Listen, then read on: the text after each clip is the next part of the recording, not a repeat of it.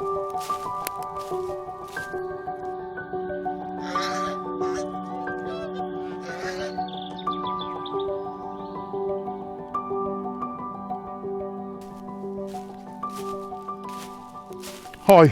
you join me today at the start of a 48-hour session on the Pads Lake at Yateley. Somewhere I've not fished a lot before, but I fished here once last year and several years before that at the Stoney and Friends Macmillan Cancer Do's, which were wonderful events.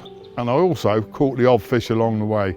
I got here very early this morning. I didn't want to interrupt the guys that were already on the lake, but I did meet up with a couple of them and they invited me on. It was great to have a look around, and as I always say, time spent in reconnaissance is seldom wasted.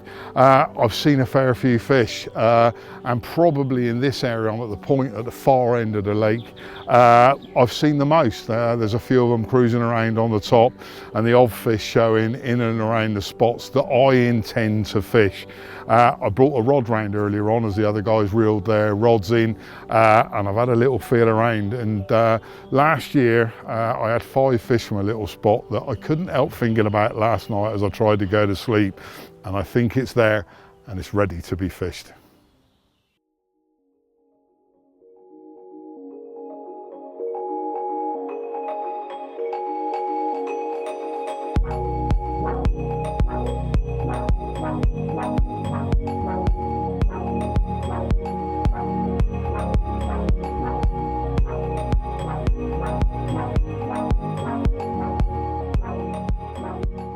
Okay, primarily I'm going to fish in the area that I'm fishing because I've seen carp in it, and as Walker said all those years ago, first find your fish, but it's how accurate you care to be and what there is on the bottom that really matters wherever I'm going to set my traps. What I've found about 9 wraps is a little strip of gravel. I haven't used a marker float, so I don't know if the depth varies, but what I don't want to do is fish on the glaringly obvious gravel. Yes, your presentation would be perfect. I would rather it was presented half perfectly in the silt behind that gravel, where the carp are going to be feeding quite naturally, than I would perfectly where they're not. So I've clipped it up at 10 wraps. All I've got to do now is get a couple of rigs in position and bait it up, and we'll get round to that in just a minute.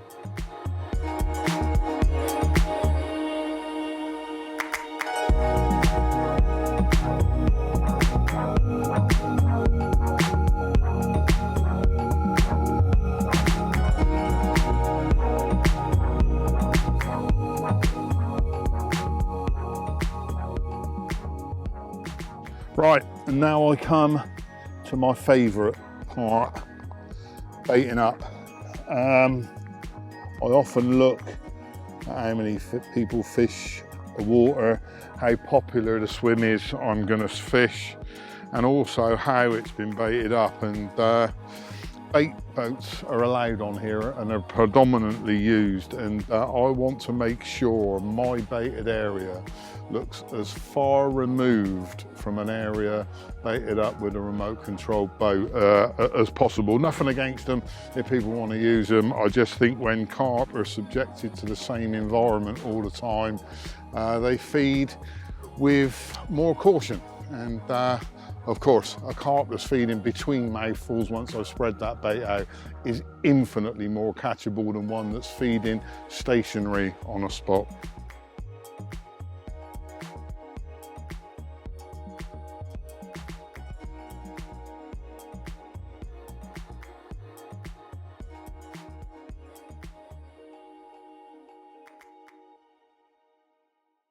It's become pretty obvious I'm not very much a rig man. I don't change rigs at all.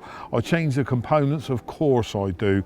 At Fox we've been bettering them for years, so I keep up with the changes, but the mechanics of my rig have pretty much stayed the same, probably for 35 years, and it stood the test of time at all waters that I've fished, and this is the way that I fish it for probably 90% of my fishing, or where range isn't an issue.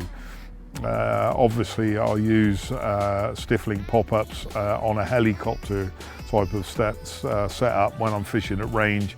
But the only thing that changes with this rig is when I'm fishing at different ranges is the size of the bag. The bag itself will get smaller the further I want to cast, and when it goes beyond maybe 120 yards, that's when I normally change over to the stiff link pop-ups. But this has accounted for so many big fish and other fish over the years that I see no reason to change.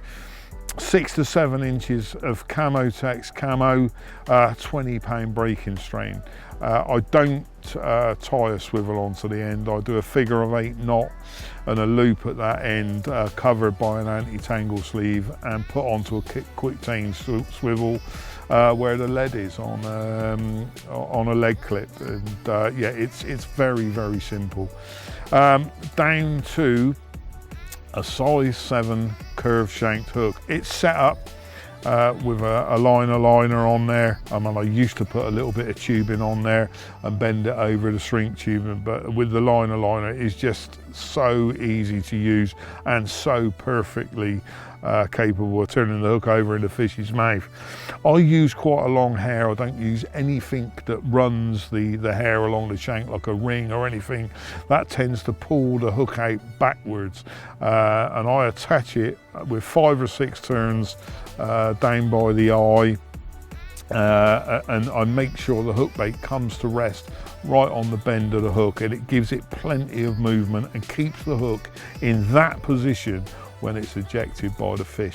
Now, the only problem with fishing a rig that way with a long flexible hair is tangles. That's the thing that causes tangles in the majority of cases. And all I do is when I put the hook bait on, I push it right up to the shank of the hook like that and leave the other end of the hair exposed. With a baiting needle, I draw it through 4 or 5 strands of the mesh of the bag, insert the boilie stop, and then butt the whole lot back down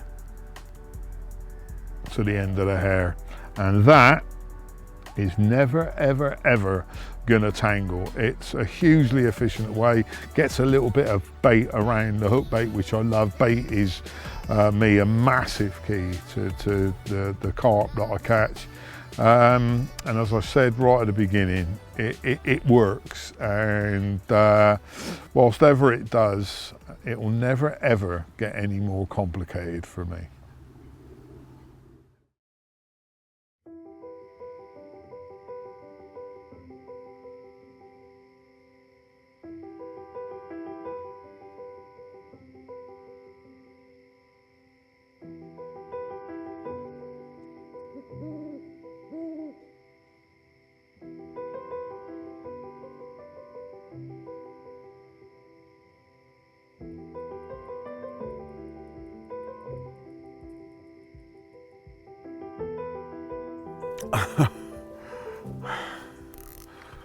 Unbelievable. It's been such a quiet night. I woke up about 40 minutes ago with my head on my pillow, feeling sorry for myself. It had been such a difficult day yesterday, and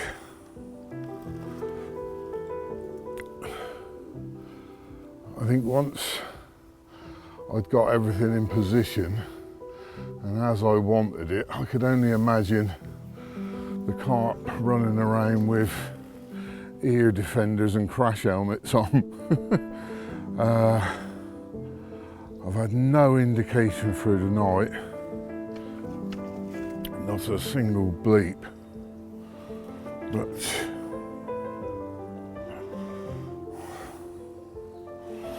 I'm going to just have to scoop this whole thing up, I think.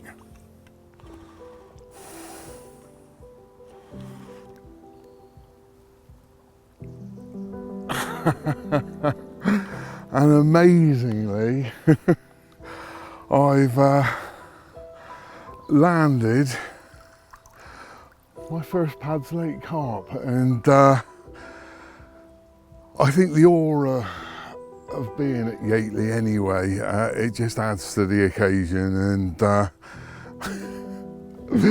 I'm sorry you didn't see more of the fight. I had to try and get my chest waders on and generally trying to sort things out, but I've always believed it's the thrill of doing that, and wonderfully unorganised, but he's in the bottom of the net, and all I want to do now is take a look at him.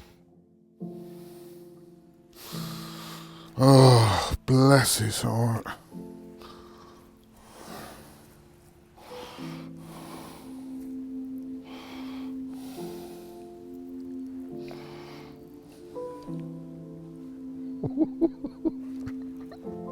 It's just so exciting. I don't think it'll ever matter how long I go carp fishing for. I'm always going to feel ridiculously excited.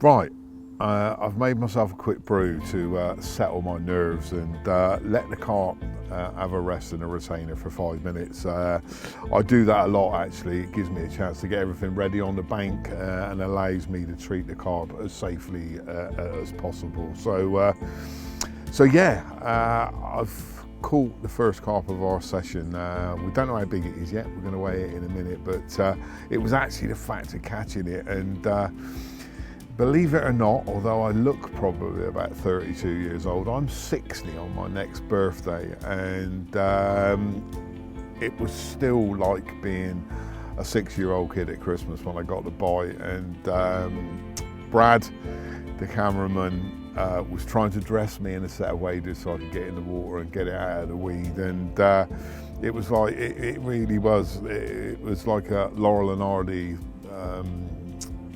segment. It was just amazing, but that adds to the excitement for me. I don't want it to be totally organised. I don't want it to be absolutely perfect. It's all the crazy stuff that goes on that makes carp fishing so exciting, and believe you me, that was an incredibly exciting moment. And I'm just going to finish off my brew. We'll get the fish out of the water and take a good look at her.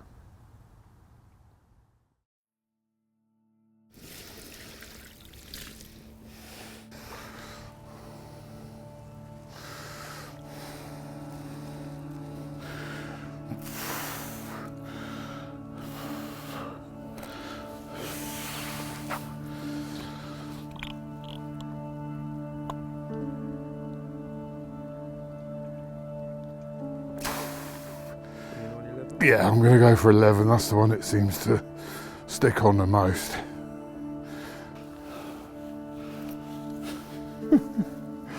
Wow. Bless him.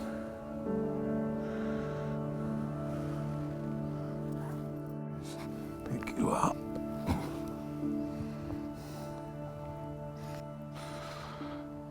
I always find carp fishing so fascinating because of all the different environments that I find myself in, and to catch a carp from a water that I know so little about makes the experience just that little bit more special.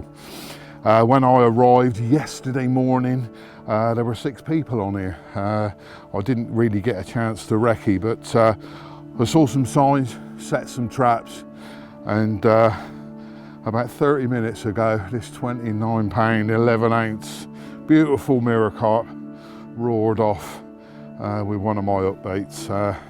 A bit of a dour battle in the weed, but that was always going to be the case. But bless her, all there left to do now, get her back in the water and get me back in the ball game. I'll never be able to thank her enough. Beautiful mirror carp, and a wonderful, it wasn't the start of the session, it was midway through it, and I could just only hope for a couple more.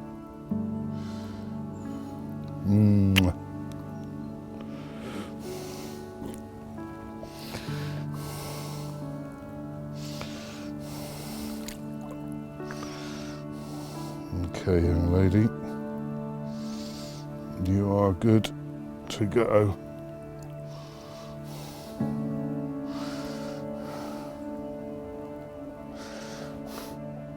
Light my fire. And it is well and truly lit.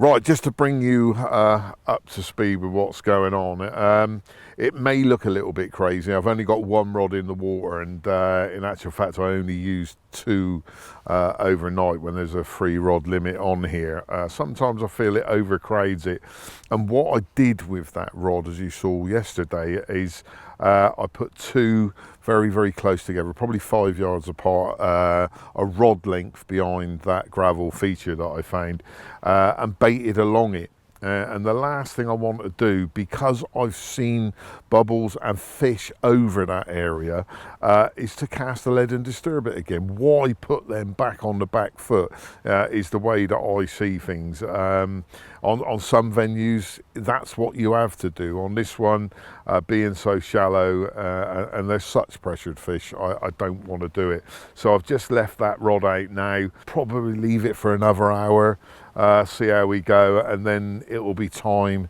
to redo them and reset the traps.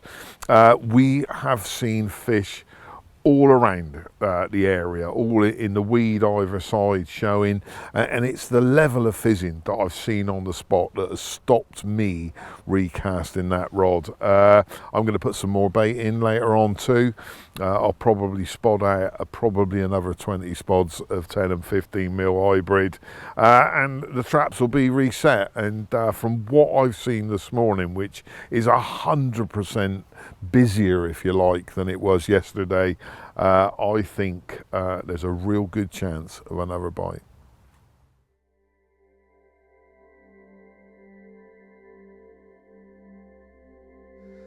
Whilst I'm fishing here at the Pads Lake in Yateley, I think it'd be nice to sort of look back at the brief time in my past that I spent on the Yateley complex, and mainly the infamous or famous, whatever way you look at it, Car Park Lake. I left the army in June 2000. June the 6th was the date. And as a present to myself when I left the army, I got myself a Car Park Lake ticket. I'd come up here briefly about 10 years before with in 1990 with a guy called Jeff Pink, who used to fish there a lot. I haven't seen Jeff for donkey's years, but I only fished a couple of nights with him, and I never went back again. I just thought it was too much for me. I didn't have the time in the army to invest in hunting down 9 carp in 7 or 8 acres of water under that amount of pressure. You know, 1 fish a year was then an absolutely astronomical result for anybody. So I put myself down for a ticket and got my ticket from CMEX Angling, and it was probably the most exciting ticket I've ever bought in my life, simply because of its history. I remember when Richie McDonald caught basil, heather and jumbo from this very lake, all over 40 pounds, many years before I went there, when the press reckoned there were probably somewhere between 12 and 15 carp over 40 pounds in the whole country. That's how incredible this place was, and something that a lot of people forget in this day and age. Unbelievably, I did I think it was about 7-day session at the start of the season, and this is going to sound a little strange. I found it the most uncomfortable thing I've ever done. I don't want to fish for 7 days. I want to be on fire for 48 hours and stretch myself to the limit. If I don't sleep in that time, it's kind of cool, but 7 days, I just got bored with it, and I decided after that I'd do just a couple of days at most, and the odd overnighter when I could.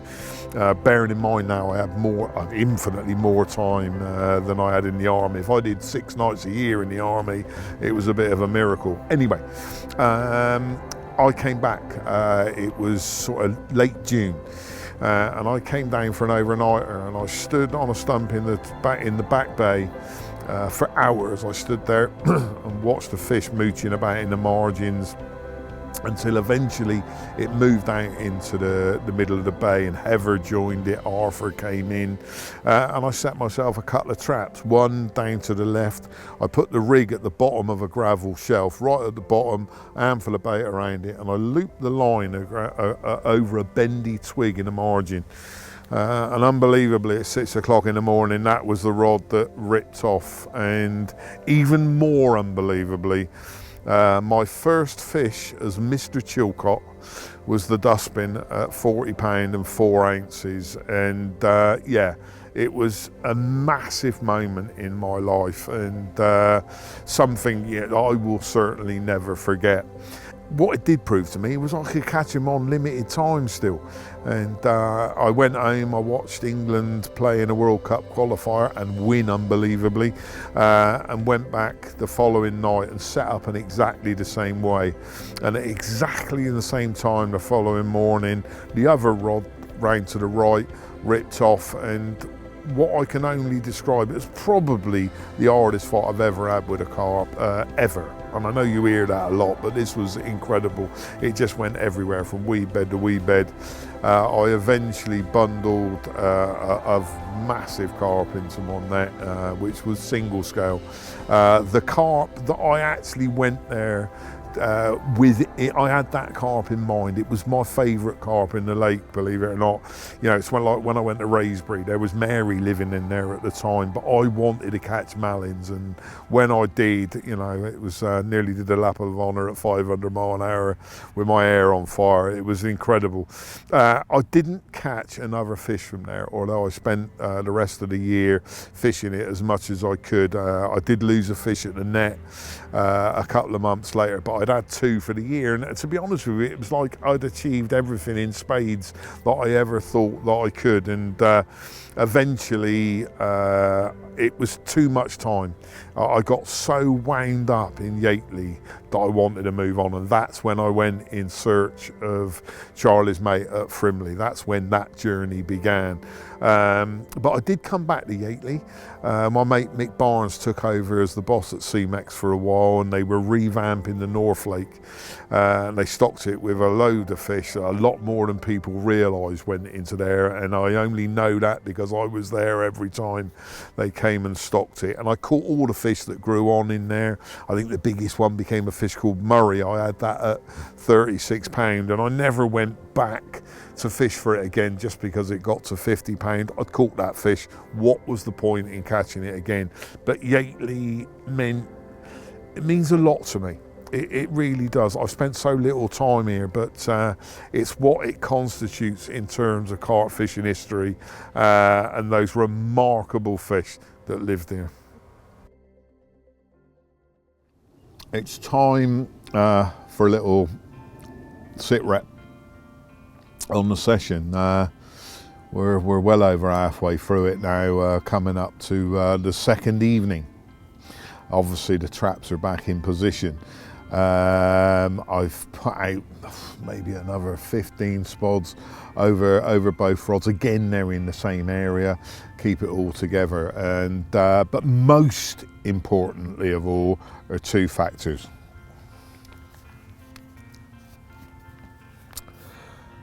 I buy the Daily Star both days when I go fishing in a week because it's the only paper I've got any chance of finishing the crossword. And I finished this one unaided. Sometimes I text Lynn so the carp don't know that I've cheated because she knows the answers to just about everything. But I finished it. And the other thing is I've nicked all of Bradley Walker's cashew nuts. I haven't had a cashew nut in years, but he ain't getting them back. Thirdly, when the wind dies, which I'll come back to in a minute, I do see the odd patch of bubbles coming up all over the place, as if the carp are just going in and out, and grabbing a mouthful here and there. I've always said that a feeding time is any time as far as carp go, but bite times can be very, very specific. When the carp get together in groups, the competition increases, you're more likely to get a bite, and I'm sure you get the odd fish coming in, picking up the odd bait every now and again, but those bubbles are coming up over the top of both rods, which is very, very interesting. Yes, I think there's a chance of a bite today, but I still maintain that I think the bites will come in the morning, and I don't really care when they come, and it would just be nice to get another bite and round off the session nicely. After all, one's lucky, two's skill.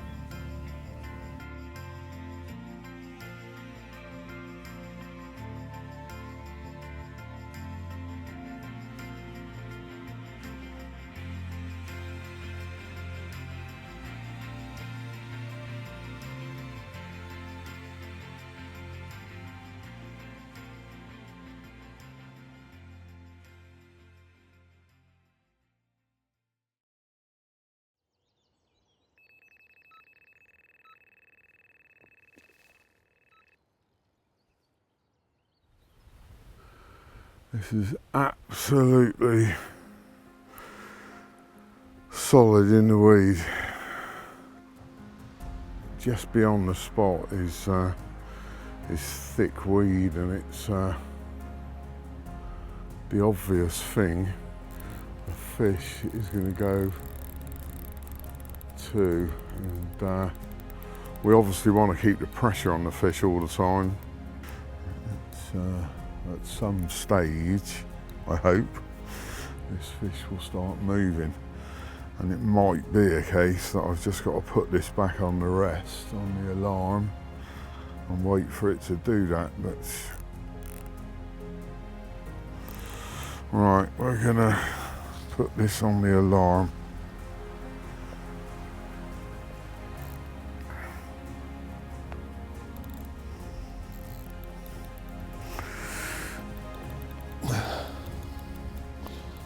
Let that run through before I let that settle down. That isn't the fish, that's just the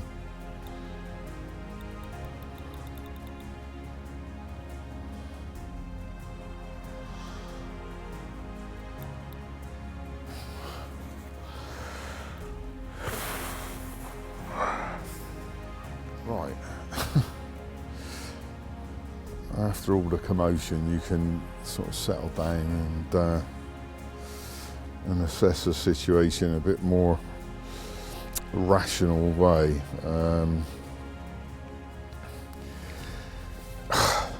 This is a real patience game now. I've just got to wait for it to get moving. I've left the time with the line very tight to it. In a while, give it a few minutes, I'll probably slacken it off, tighten it up again, and just keep trying. I'm never going to pull for a break. That just isn't going to happen. And whilst I wait to see what's going to happen, I think it's around about 4 o'clock in the morning. You talk amongst yourselves, and hopefully I'll get back to you in a minute when I can get this fish moving. Yes.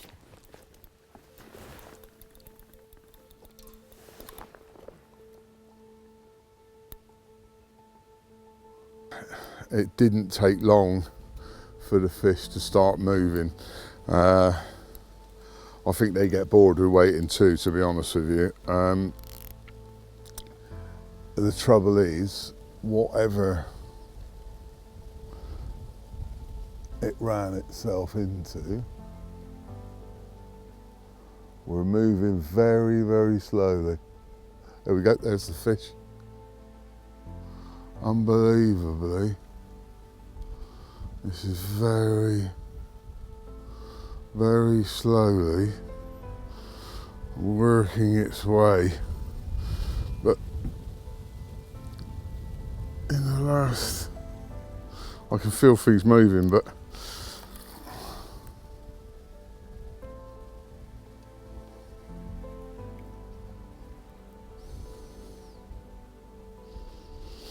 I've just got that horrible feeling it's gonna snag up again. Do you know, very faintly, through whatever it's got itself into, I can feel the fish moving.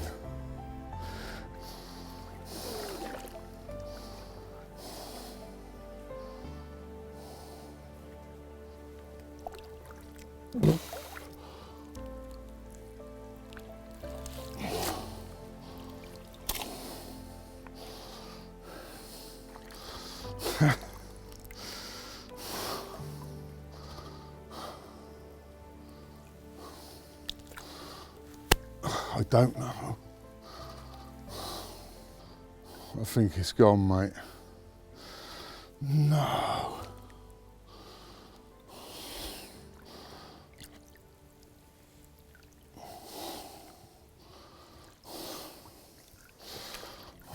I think it's gone. Damn. No, there it is. No. I thought there was more line out there. Damn. Damn. Damn.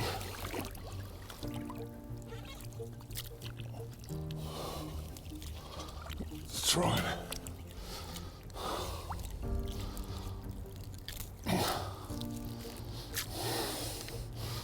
Oh, damn.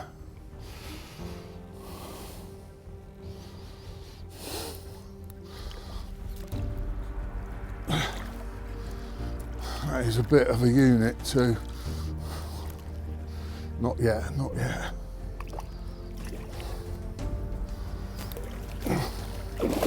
That is a proper chunk. My goodness, it's in the net too. Oh my goodness.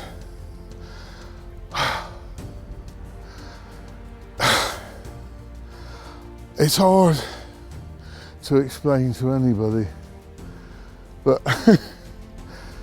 the shot of adrenaline I've just had to endure it's totally the thrill of it all. It's going to take me a couple of minutes to clear all of this. And I think that's the best thing to do.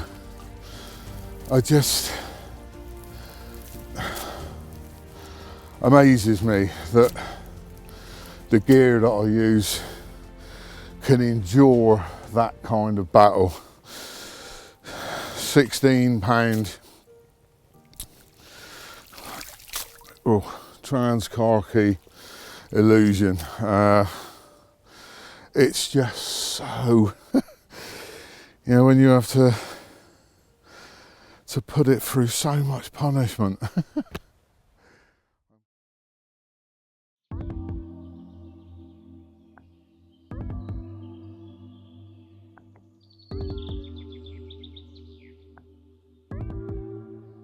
I always find it amazing when I catch a carp, how much it makes me forget about everything else that's going on in the world.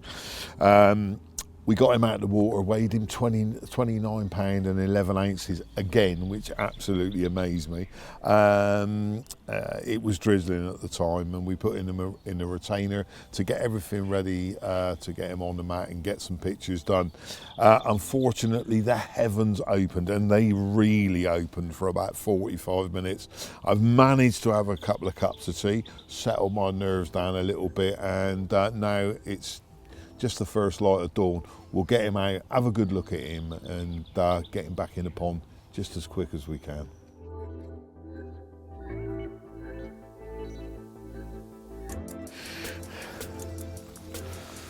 Oh, look at that.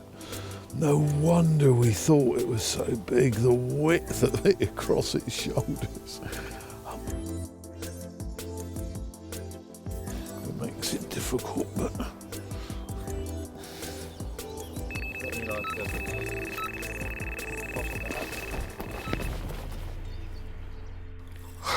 I've been, since I had that other 29, I've been staring at my left-hand rod, wondering why he hadn't gone. It was just in a perfect place in amongst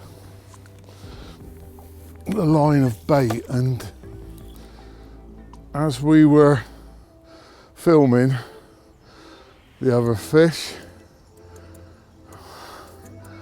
my left-hand rod ripped off, and it just completes the picture for me in the session, because what I did worked, and on both rods, and you can't be happier than that. Wow.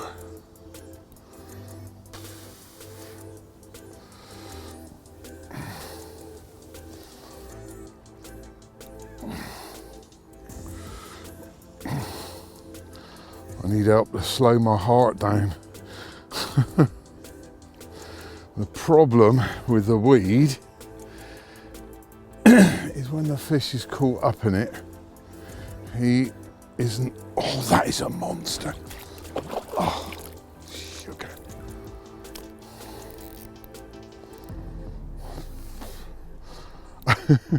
Do I say everyone's a monster?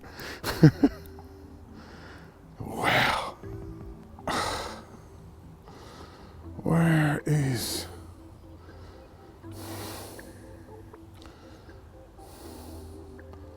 No, I think it's gone. No, it hasn't. Oh, Chilly, come on, stop being a bloody idiot.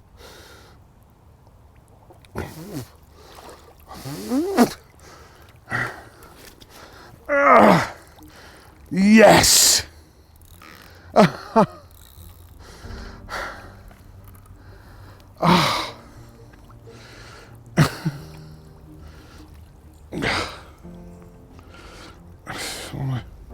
Check. I look a little bit like I have no idea what I'm doing, and to be honest with you, I don't. I am so full, again, just pumped up with excitement, and I don't know, how utterly wonderful is that? I don't know what to say. It's been such a good session, and as carp fishing always does, it makes me smile. Look at the back on there. Wow. I mean, it's such a lot of people will never ever realise. They look at the side of a carp and don't think it's that big. That's where all the weight is, in the shoulders and across the back, the width of that fish.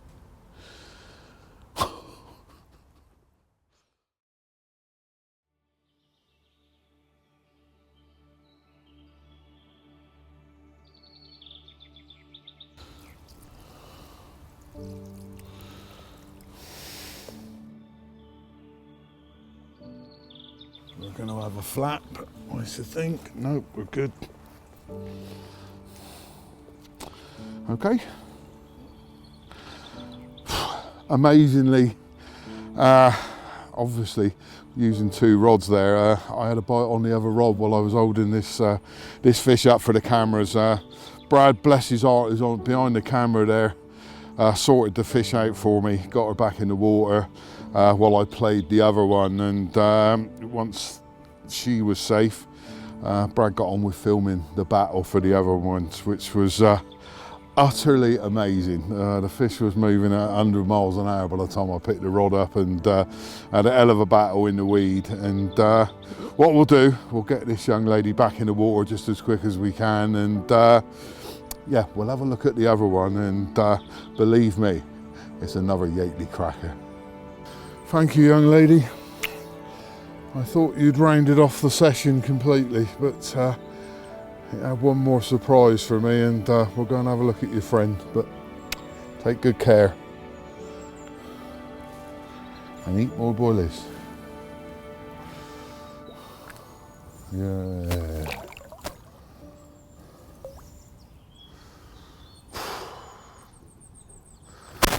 Unbelievable. Just,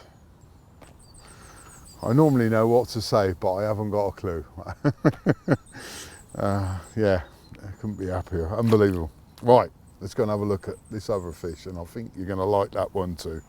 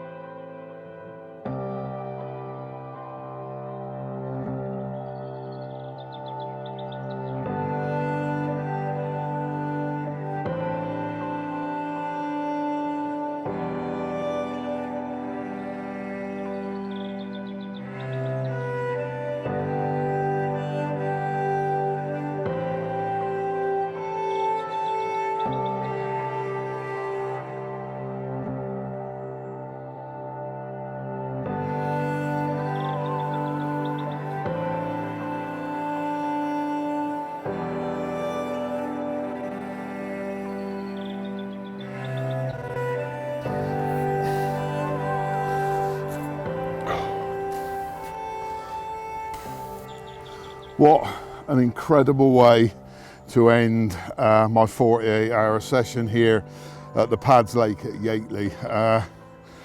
Rolling back the years, thinking about the things I've done here in the past, I just think this fish shows what a future it's got, and that's probably the most important thing of all. A 32 pound and 10 ounces. She's got a huge mouth, huge pecs, a fish that's in absolutely unbelievable condition. I just couldn't think of a better way to end the session, and yeah, if you ever come here, keep it simple, just find the right place to put your rigs, and I'm sure the results will follow.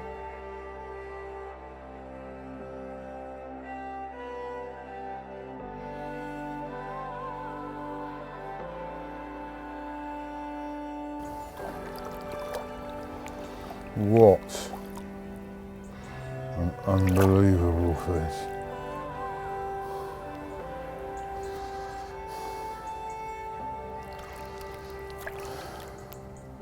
Right, the Pads Lake has quite obviously lit all of my fires. It's time now, pack the gear away, and I light my tyres up on the way home. Thank you, Yateley. Unbelievable.